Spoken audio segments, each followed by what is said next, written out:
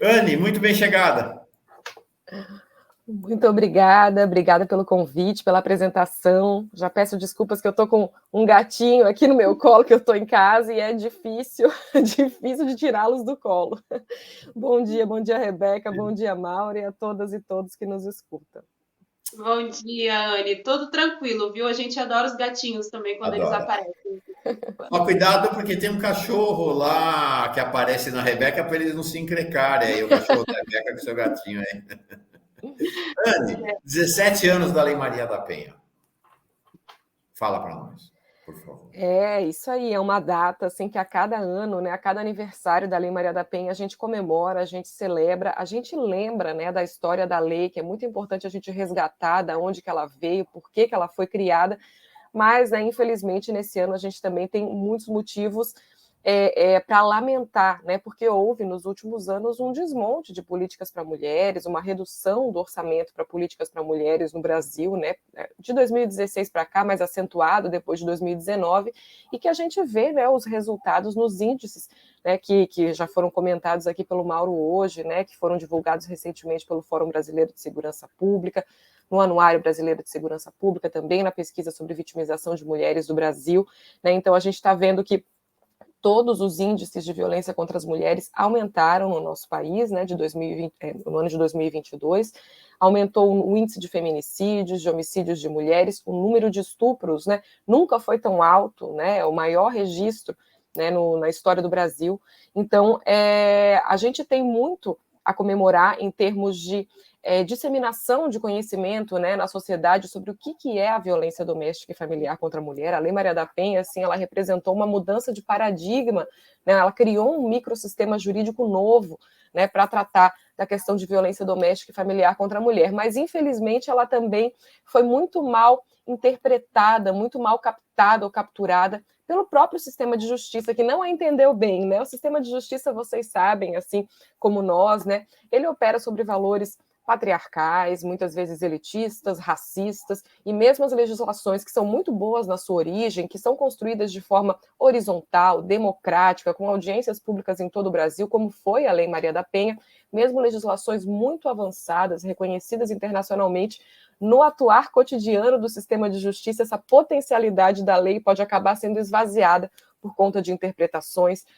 punitivistas ou patriarcais, classistas, racistas, e acabam por não beneficiar as mulheres que mais precisam, né? Então, isso, com relação à Lei Maria da Penha, pode operar de uma série de formas, né? Não sei se vocês querem que eu já desenvolva esse tema ou querem me fazer também perguntas, vai de vocês, mas eu acho muito importante a gente pontuar, né? Porque às vezes as pessoas falam, poxa vida, 17 anos da Lei Maria da Penha e a gente está com esses índices super elevados.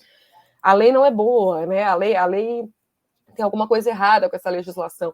E, bom, claro, certamente algumas coisas poderiam ser aprimoradas na Lei Maria da Penha, mas ela é uma lei muito boa. Mas, infelizmente, o que a gente vê na prática é que boa parte dela ficou no papel ou foi implementada de uma forma muito superficial, de uma forma muito dissociada do espírito da lei, né? E a gente tem uma série de críticas a fazer com relação a isso também. A própria ideia, né? Na verdade, quando a gente fala em Lei Maria da Penha, a gente costuma falar, e isso eu até ecoo as palavras da professora Fabiana Severi, é que existem dois mitos, né, com relação a essa lei que são muito disseminados. O primeiro mito diz respeito à criação da lei, né? Porque há esse discurso recorrente no próprio mundo jurídico, nas faculdades de direito, de que a lei veio de uma condenação do Brasil na Comissão Interamericana de Direitos Humanos. Ela veio, né, com certeza ela veio depois que o Brasil foi condenado internacionalmente por ser negligente, por ser omisso, né, na responsabilização, né, de autores de violência doméstica e familiar contra a mulher. Veio a partir do caso da Maria da Penha Maia Fernandes, mas que não era um caso fora da curva, não foi um caso excepcional que foi levado à Comissão Interamericana e foi julgado. Ele era representativo de um padrão do que acontecia com as mulheres brasileiras vitimizadas pela violência, né? O Estado brasileiro não dava respostas efetivas e nem em tempo adequado para essas mulheres por conta de uma normalização histórica da violência que acontece dentro de casa, né? O nosso direito, até indo um pouquinho mais para trás, eu começo a falar, se vocês quiserem me interromper, podem me interromper. Deixa eu só mostrar a Anne aqui, para quem não... Essa é Maria da Penha, né? Essa é Maria da Penha, Importante dizer que a lei saiu em 2006, depois de uma longa jornada.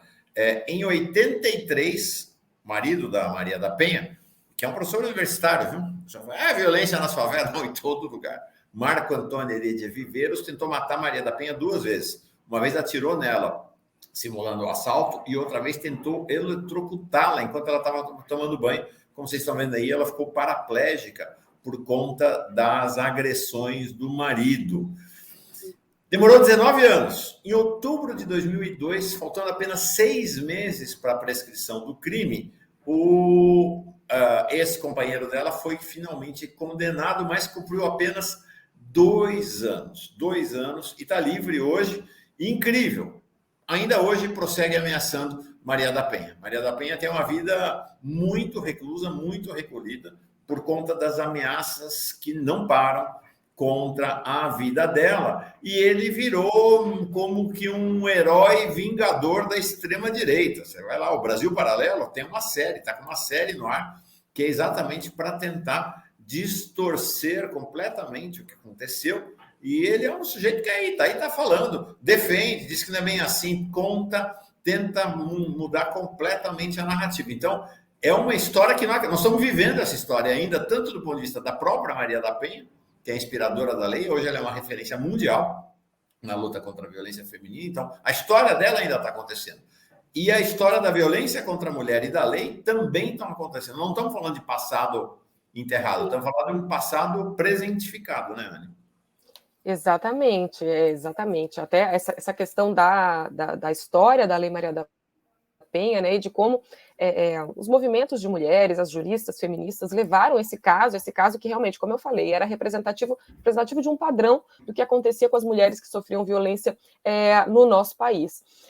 Então, foi levado à Comissão Interamericana de Direitos Humanos, né, isso em 1998, o Brasil sofreu a condenação em 2001, né, então uma condenação para que o Estado brasileiro tomasse providências com relação não apenas à responsabilização do autor da violência, mas a promoção de políticas de prevenção, de desconstrução de estereótipos de gênero, de revisão de legislação, de criação de serviços especializados para atendimento à mulher em situação de violência, com profissionais capacitadas e capacitados, sensíveis a gênero. A Lei Maria da Penha, lá em 2006, fala, né, em desconstrução de estereótipos de gênero com perspectiva de raça e etnia, né, isso há 17 anos, né, fala em inclusão desses temas nos currículos escolares, nos meios de comunicação social, na comunidade em geral.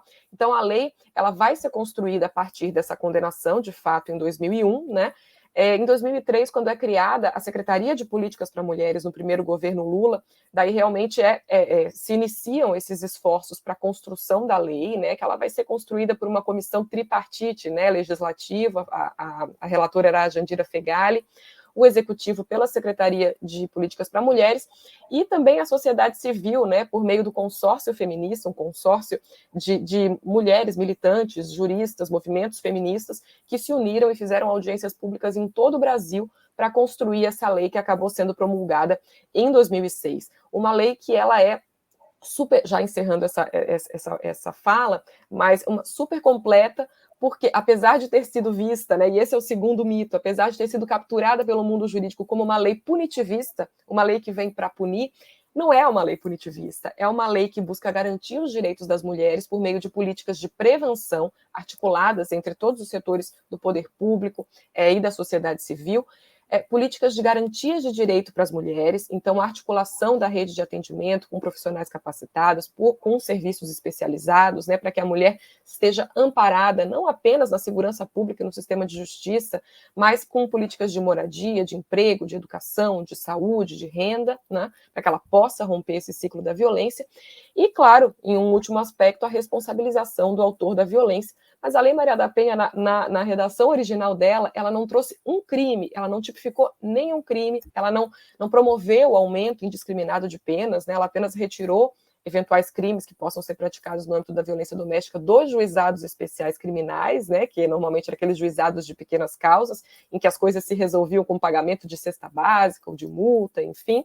E basicamente isso que ela fez. Ela definiu o que é violência doméstica e familiar contra a mulher, as formas de violência, falou que é uma violência baseada no gênero, isso com base em convenções internacionais que o Brasil ratificou, e tratou de uma forma multidisciplinar e multidimensional de como enfrentar esse fenômeno tão complexo. Ela não é uma lei punitivista, ela não é uma lei que buscou aumentar penas ou, né, recrudescer de alguma forma o tratamento penal, claro, sob um aspecto, sim, para que não se repetisse o caso de Maria da Penha, né, de não haver responsabilização para esse tipo de situação. Mas ela busca criar todo um rol de políticas públicas para amparar as mulheres brasileiras e para desconstruir uma cultura patriarcal e misógina, né, tanto na legislação quanto na cultura brasileira. Rebeca. Muito bom, Anny. Muito boa essa análise que você traz, Anny. E muito se fala também, né? Se trouxe esse contexto de banalização da lei, né? No contexto geral, realmente. E muito se fala também, né, acho que é o instrumento mais próximo que tem das pessoas, que é a medida protetiva, né, contra as mulheres. E muito se fala também sobre a banalização da medida protetiva. Muitos homens sequer respeitam, porque ainda é só um pedaço de papel, né? A gente sabe do caráter da importância que ele tem, mas ainda assim é só um papel. Muitas vezes até essa mulher pedir socorro, ali a agressão, até o feminicídio já aconteceu. Existem aí medidas para que se endureça mais essa lei? O que você tem falado de projeção para o futuro dela nessa data comemorativa? A Lei Maria da Penha, né, neste ano, por exemplo, ela já sofreu, né, algumas alterações. Boa parte das propostas de alteração que tramitam no Congresso Nacional visam recrudescer penas, aumentar penas ou criar, né, novos crimes, coisa que a Lei Maria da Penha, na redação original, não fez. Né? Hoje já foi incluído um crime, né, uma tipificação de crime na Lei Maria da Penha, que é o crime de descumprimento de medida protetiva. Então, hoje, né, descumprir uma medida protetiva, uma ordem judicial, é um crime, né, lá previsto. Esse ano ela já sofreu uma modificação bem substancial, né? Não substancial, mas é uma modificação muito importante, né? Com relação às medidas protetivas, com relação à definição da violência doméstica e familiar contra a mulher, né? Uma mudança que veio para ampliar o caráter protetivo da lei, né, para dizer que as medidas protetivas, por exemplo, a mulher pode solicitá-las, independente de ter registrado o boletim de ocorrência, ou de ter um processo criminal contra aquele agressor, né, ou de ter um inquérito policial, ou o fato desse inquérito ter sido arquivado, não impede que a medida protetiva continue, né, diferenciando, mostrando como a medida protetiva é um processo autônomo, né, a mulher pode solicitá-la junto ao judiciário, ao Ministério Público, à Defensoria Pública, independentemente de ter buscado a segurança pública, porque a gente também tem que ter em mente que a violência doméstica e familiar contra a mulher, ela tem um caráter, ela tem especificidades que diferenciam dos crimes comuns, criminalidade comum de rua, digamos assim, né? Porque se você é assaltado na rua por um desconhecido, alguém leva a sua bolsa, né? Bom, a primeira providência que você toma, você vai na delegacia, registra um boletim de ocorrência, você quer a sua bolsa de volta, quer talvez, né, a responsabilização daquele autor da violência. Mas essa violência doméstica e familiar, ela é uma violência diferente. Primeiro porque praticada dentro de casa, no âmbito da família, normalmente, né, o agressor, o autor da violência, é o companheiro, é o namorado, é o pai, é o filho, muitas vezes, né? Já não é uma coisa tão óbvia ir à delegacia e fazer um registro de ocorrência contra alguém com quem você tem uma história, ou tem uma relação familiar, tem afeto, tem muitas vezes até uma dependência emocional, né? Mas muitas vezes tem afeto mesmo envolvido, né? Tem uma família, muitas vezes essas mulheres, essas violências, elas começam muito sutis, né? Uma violência psicológica, algum tipo de humilhação, de intimidação, isolamento daquela mulher, né? Diminuição da autoestima. E a gente fala que sempre há um ciclo de violência, né, que vai, ou uma espiral, né, que vai recrudescendo, né? Então, em um primeiro momento ali, né, o companheiro chega embriagado e dá um empurrão ou um xingamento, ou algo assim, mas aquilo vai sendo, de alguma forma, absorvido pelaquela dinâmica familiar, a mulher vai achando, olha, não, mas ele chegou embriagado, ele estava cansado, eu também provoquei porque eu falei tal coisa, né? E normalmente o autor da violência tende depois a pedir desculpas e dizer que não foi bem aquilo, que não, ele estava estressado, mas não vai mais acontecer, você é o amor da minha vida. E muitas vezes até a dinâmica volta a ser uma dinâmica tranquila, né? E aquilo vai recrudescendo de alguma forma que vai levando a mulher a essa posição de Não, mas essa é a dinâmica do meu casamento. Ele é assim, ele é possessivo, ele às vezes é estourado, mas depois ele volta ao normal. Eu também provoquei, eu não fiz a janta do jeito que ele queria, eu saí com a roupa que ele não gostava. Vai se culpabilizando. E é difícil de romper esse ciclo, de romper esse silêncio, né? De dizer, olha, procure a delegacia. Muitas mulheres a gente tem os dados do Fórum Brasileiro de Segurança Pública da pesquisa sobre vitimização de mulheres no Brasil, que mostram que menos de 15% das mulheres que sofreram algum tipo de violência procuram uma delegacia. E elas foram questionadas do motivo pelo qual não buscaram esse tipo de assistência. E a maioria delas falou, não, eu vou resolver sozinha, eu achei que eu ia resolver sozinha, ou eu achei que a polícia não é para isso, ou que eu não tenho prova para isso, ou que não vão acreditar em mim. Então, a gente tem que lidar com essa realidade de que muitas mulheres não procuram a segurança pública porque acham que a segurança pública não é o canal correto para resolver essa situação, né? Então, até por isso que a Lei Maria da Penha traz toda uma rede de atendimento, são muitas as portas de entrada. Se ela não está preparada para procurar a delegacia, porque ela acha que é um ambiente hostil, ela não vai pedir medida protetiva lá, ela pode pedir medida protetiva direto na Defensoria Pública, ou direto indo lá no fórum, né, no Judiciário, no Ministério Público, ou com advogado particular.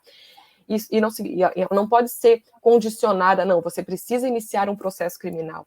Porque muitas mulheres, se tiverem que iniciar um inquérito criminal, elas não vão fazer, porque não querem que o filho dependente químico seja preso, ou não querem que o pai seja preso, o marido. Então, a gente tem que deixar bem claro também que não é apenas faça uma denúncia, procure a delegacia. Sim, isso é o ideal para a responsabilização, mas ela pode pedir as medidas protetivas, que são essas... É uma decisão judicial, nada mais, nada menos, né, que traz medidas que o agressor vai ter que cumprir, ou que ela própria, né, vai poder observar, para garantir a integridade física e psíquica dela. Pode ser o afastamento dele de casa, pode ser a proibição de entrar em contato, pode ser a proibição de se aproximar, mas pode ser também o pagamento de uma pensão, se ela precisar de uma pensão, né, para sobreviver, porque muitas vezes depende do agressor. Pode ser, inclusive, né, a suspensão, a restrição de armas de fogo, né? As medidas protetivas estão previstas na lei de forma exemplificativa. A gente pode pensar nas medidas que forem mais importantes para proteger aquela mulher, né? E isso não precisa ser necessariamente na delegacia se ela não está preparada. Porque, às vezes, se a gente só dá a delegacia como alternativa, algumas mulheres não vão pedir ajuda nenhuma, porque não querem procurar a polícia. Tem mulheres, como a gente estava falando aqui, vocês estavam falando aqui na conversa anterior, existem mulheres negras de periferia, de comunidades, de favelas, que não veem a polícia como uma instituição parceira, uma instituição que, não, eu quero acionar a polícia contra o meu companheiro. Não, se for a polícia, ela não vai acionar. Né? Então, é importante ela saber que existem outras redes, outras portas de entrada, que ela pode recorrer, e que ela tem direito à medida protetiva. E, claro, a medida protetiva, isoladamente, ela não resolve o problema, porque o agressor, ele pode cumprir, mas ele pode descumprir, né? Então, por isso que é importante que essa rede articulada, sistema de justiça, assistência social, moradia, emprego, esteja se comunicando, atuando de forma articulada, para identificar, essa mulher precisa de atendimento multidisciplinar, não é só a delegada ou o delegado, ou a defensora ou o defensor, é assistente social, é psicóloga, para entender as demandas que estão ali. Tem mulheres que procuram a defensoria pública, já estou encerrando porque eu sei que eu falo muito, tem mulheres que procuram a defensoria pública e falam assim, olha, eu não quero procurar a polícia nesse momento, eu não quero nada disso, eu quero sair de casa, mas sair de casa com os meus filhos, eu tenho para onde ir, tem a casa da minha mãe lá em outra cidade, eu vou resolver a minha vida de lá, vou pedir meu divórcio de lá, mas se eu sair de casa vai configurar abandono do lar. E aí eu vou perder a guarda dos filhos, eu vou perder direito à metade dos bens, eu vou perder todos os meus direitos porque eu abandonei o lar. E às vezes basta que a gente fale para ela, não existe abandono do lar. Se você sofre violência, pega os seus filhos, pega os seus documentos, a sua roupa, vai para a casa da sua mãe. E lá, com tranquilidade, pede medida protetiva. Porque daí, claro, se ele descumprir, a gente pode comunicar ao juiz que deferiu as medidas protetivas, inclusive para que ele seja preso. O descumprimento de medida protetiva é crime. De fato, amanhã, inclusive, nós vamos ter um tema aqui importante, não é nosso objeto hoje, mas amanhã vamos ter uma pessoa muito, muito relevante neste tema. Por sinal, Santa Catarina está povoando, gente. O pessoal fala mal de o pessoal da esquerda fala mal de Santa Catarina, mas a Anne está falando de Santa Catarina. A Helenira vai entrar de Santa Catarina e amanhã nós vamos falar sobre LAP, Lei de Alienação Parental. com uma advogada também de Santa Catarina, a Cláudia, que é advogada especializada no tema, Cláudia Gadiberni Ferreira, que surgiu como um contraponto, né? Uma reação, né, do patriarcado à Lei Maria da Penha. E aí, é a Poliana aqui dizendo, eu sou de Santa Catarina também. Pois é, gente, Santa Catarina é uma coisa muito boa mesmo. Santa Catarina já teve hegemonia da esquerda no passado. Que aí são duas questões, Anne. Primeiro com a lei da alienação parental, de fato, as mulheres ficaram muito fragilizadas, porque esse testemunho que você falou me parece recorrente e não me parece que seja um testemunho de alguém que não entende do assunto. Não, é gente que entende do assunto. Uma mulher que fala, não vou sair de casa, se eu sair de casa, vou acabar perdendo a guarda, né? A quantidade de mulheres, milhares de mulheres que têm perdido a guarda por causa desta maldita lei da alienação parental é muito grande, primeiro.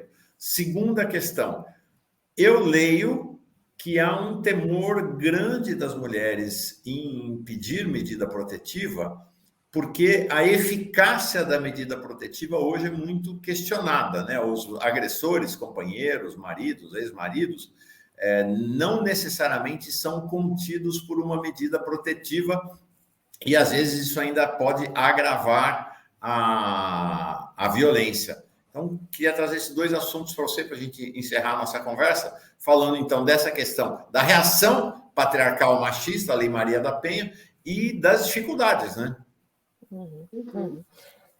As dificuldades são muitas, né? A lei da alienação parental é um dos exemplos, né, dessas reações que vieram a partir da Lei Maria da Penha, né? A gente poderia também ter mais um dia de conversa sobre a lei da alienação parental, da onde que ela veio, né? Essa controversa síndrome da alienação parental que não existe em lugar nenhum na medicina nem na psicologia, né? Nenhuma lei do planeta Terra. Nós vamos falar disso amanhã, gente. Prepare-se, amanhã é uma conversa importante sobre isso. Exatamente, e que veio no Brasil, né, a partir do lobby, a partir da luta de movimentos como a Associação de Pais Separados, né, enfim, de pais, né, em processos de separação, de divórcio, que muitas vezes, né, são acusados ou de alguma forma, né, denunciados por ter praticado violência contra a mulher ou violência contra as crianças, né? A lei da alienação parental nada mais traz do que um instrumento, né, para que digam que não, isso é mentira, ela está manipulando as crianças contra mim, ou ela é mentirosa, é manipuladora. Quer dizer, invocando estereótipos de gênero, os estereótipos de que mulher é vingativa, é manipuladora, não aceita o fim do relacionamento e mente para prejudicar o pai. Então, invoca esses estereótipos que submetem as mulheres aos homens, são estereótipos que a gente quer extirpar do sistema de justiça, e a lei traz com muita força, inclusive na sua justificativa, a justificativa do projeto de lei fala, né, de mulheres que não aceitam o fim do relacionamento, enfim, né? Então, apesar da lei supostamente ser neutra e ser para o alienador ou para a alienadora, a gente sabe na prática que as mulheres são as maiores vitimizadas por essa lei, né?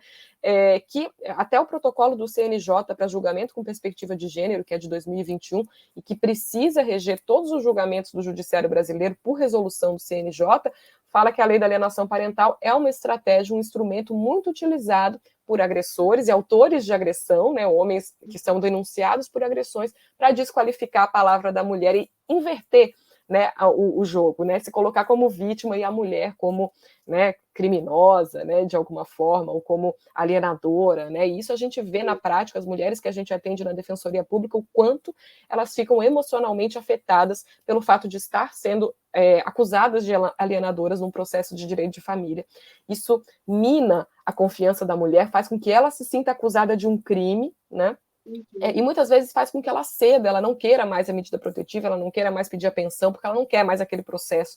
Aquilo está minando as energias dela. Muitas mulheres, né, precisando fazer... Isso eu falo de atender e conversar com essas mulheres, precisando fazer tratamento psicológico, psiquiátrico, por conta da violência institucional promovida dentro desses processos, em que elas precisam se defender de ter falado mal ou, de alguma forma, ter denunciado uma violência sofrida pelos agressores.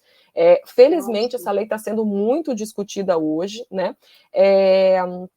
E eu sei que a gente está com o tempo encerrado, né? Já temos aí uma série de recomendações de conselhos nacionais, como de direitos humanos, de saúde, para a revogação dessa lei. Mas só para encerrar, então, né? Sei que a gente está encerrando com relação à medida protetiva, ela é um instrumento importante, porque ela é uma decisão judicial que determinam um afastamento, determinam alguma medida para que a mulher não sofra violência. Às vezes ela é seguida de alguma forma e muitas vezes ela é descumprida, mas ela não pode ser vista como o único instrumento. Essa rede ela tem que estar articulada e o sistema de justiça preparado para, recebendo informação sobre descumprimento, promover de forma célere as medidas cabíveis, inclusive a prisão do agressor e todas as outras os outros serviços envolvidos na proteção à mulher, que é assistência social, moradia, educação, saúde e justiça também precisam estar preparados para, de forma célere, amparar essa mulher, inclusive em casas-abrigo, né, em centros de referência, e também, claro, promover essa comunicação ao judiciário para promover seja a prisão do agressor, seja a persecução penal dele. Então, a medida protetiva não é suficiente, é um instrumento importante, mas que tem que estar dentro de um contexto de políticas públicas, inclusive de prevenção, né, e colocação do agressor, por exemplo, num grupo reflexivo para homens autores de violência, né, para prevenir que isso aconteça novamente. Então, a medida protetiva não resolve, ela é apenas um instrumento. Boa, Anne, muito bom. Deixa eu ler aqui o comentário do José Senac. Ele diz: meu pai era muito violento com minha mãe. Na época não tinha esta lei. Se fosse hoje, ele estaria preso. Era terrível viver naquele ambiente de violência. Me choca muito quando ouço estas histórias. Obrigada, José, por compartilhar aqui com a gente. E é o que eu falo muito aqui, né? Quem não conhece uma mulher que precisou utilizar a lei de Maria da Penha, não precisou ser defendida por ela, né? Eu precisei, eu também sofri uma violência doméstica o ano passado, levei 7 pontos na testa, por conta de uma cabeçada que eu levei em uma discussão. E para as mulheres que estão aqui ouvindo a gente, né? Não sei se estão passando por isso nesse momento, mas se estiverem, né? Denunciem, busquem apoio. A Anne falou aqui para a gente, não precisa necessariamente ir na delegacia. Eu, como vítima, sei que é muito difícil, né, Anne? Eu demorei 2 meses para poder conseguir ir até a delegacia fazer, porque era muito difícil dissociar do sentimento, né? A gente tenta entender o que aconteceu, tenta relevar, mas não pode relevar, não pode acontecer. Então, se você está assistindo a gente, está passando por uma situação como essa, não deixe nunca de denunciar, busque ajuda, né, Anne? É isso aí, o silêncio definitivamente não ajuda as mulheres, ele legitima a violência. Romper o silêncio, buscar ajuda, se não quiser ir na delegacia, busca ajuda dentro da sua rede de apoio, sua família, colegas de trabalho, amigos, unidade de saúde, centro de referência, defensoria pública. O importante é romper o silêncio não ajuda definitivamente as mulheres brasileiras. Isso aí. Anne, vai voltar mais vezes aqui para conversar com a gente, tá bom? Adorei. Tomara, ficou muita coisa para conversar. Ficou mesmo. Vamos fazer uma conversa mais alongada.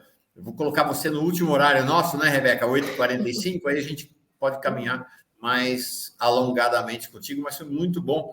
Acho que para nós bem importante, né, Rebeca, marcar a passagem desse aniversário da Lei Maria da Penha com a Anne, com alguém que está aí à frente da luta pelos direitos das mulheres, a Anne, defensora pública lá em Santa Catarina. Valeu, Anne. Tá? Saudações a você, seus gatos e suas crianças. Bom dia, Mauro, bom dia, Rebeca, uma boa semana para nós. Isso aí.